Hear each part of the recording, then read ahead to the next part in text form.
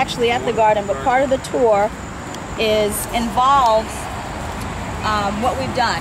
And Ashley and Ava, Nicole Lawrence is our student coordinator, excellence, nutritional science major.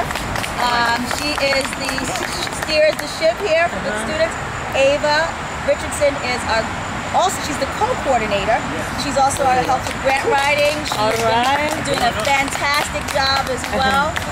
And so none of the coordinators not here at this time, but Philip Taylor has been helping us with architecture and design and kind of helping us out. But it's really been a labor of love, as I've mentioned before, a growing experience, a learning experience. And I just wanted to share with everyone that before July 4th, the garden was in its glory, and as a result of the heat, some of the deer that had manna from heaven, because they devoured half of our collards, a number of our lettuce, and we had deer mush. And the funny thing is, the deer mush we had problems before the deer mush.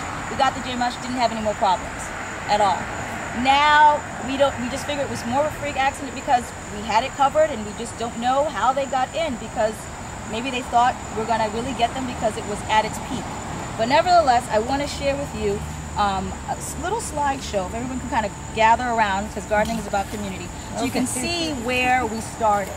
And if you can kind of glance over here, you can see where the students that were involved, and even some of the children that came out, Ebony Sampson, her son. And this is when we first came out here. I think it was in May. Was it May, guys? Where you can see this. Actually, the ground wasn't even broken yet, and when they were cleaning the mini fence, and actually this was May of this was actually in June. This was in June, this part here where you're seeing now. And Dr. Larkin, who is the chief of staff for the president, came out, gave us a surprise visit, and you can see he came out and gave us some really nice tips. I'll kind of go through this, but if you could kind of it's important that you kind of take a look. These were the collard greens when they were growing very nicely, as you can see before. Mr. Carson, he donated a number of tools to us, and as well as a swing blade. And here he's demonstrating a swing blade and brushed back all of the tools back there. And he's been a wonderful support.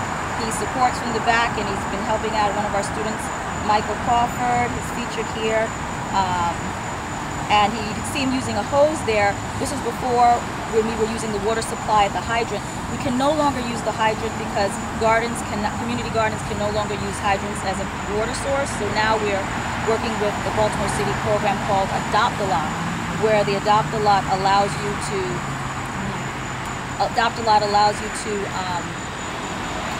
partner with the City of Baltimore, find out if you have a local water access through a manhole. Is that right, guys?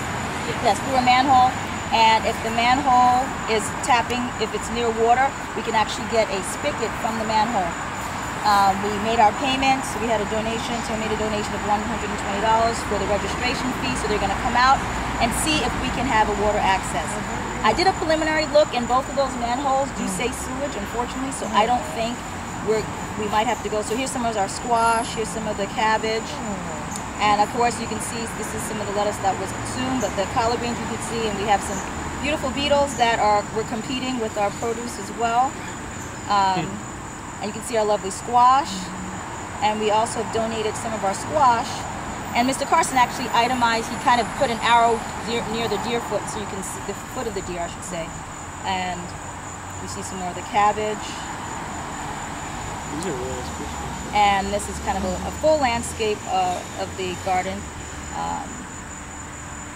Some of it's pre and post, some of which we'll be including in our grant as well. And again, that's the collard in its glory. And the cool thing is that Dr. Larkin, the president's chief executive, recommended that we plant some sweet potatoes, and he said our collard greens look wonderful. And that's about it. I don't know, Ashley and Ava, if you want to share a few things. I know we're on tape here, but would you like to share a little bit about your experience? It's been fun, and challenging. Some of you might have heard this last night. But it's been a lot of fun coming out to start our garden and to kind of keep it up. I have a little bit of garden experience, but not a whole lot. But I've learned a lot with this experience about what to plant, when to plant, what eats it, what doesn't like it, what to put down in case we do have mites and bugs and things like that. And we're still learning, so it's been challenging, fun, rewarding, exciting, frustrating experience, but I take it on each year. So it's been everything I didn't expect and everything I did expect. It's been really a great experience.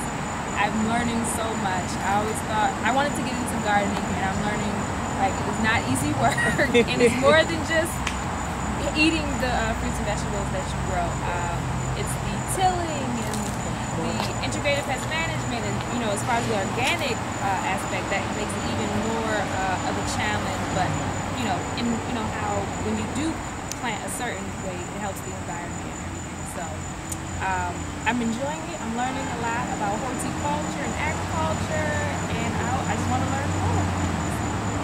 Yes. All right, nice job.